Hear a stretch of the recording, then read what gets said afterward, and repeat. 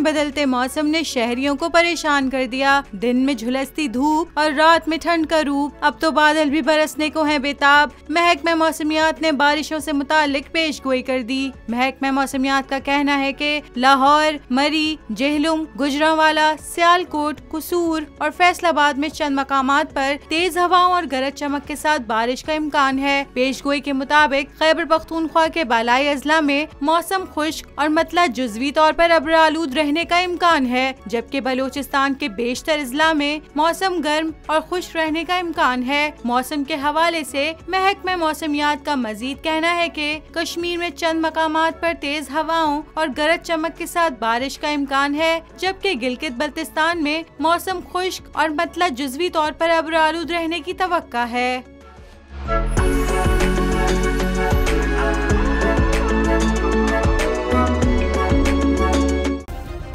Subscribe करें और bell दबाएं ताकि कोई खबर रह न जाए।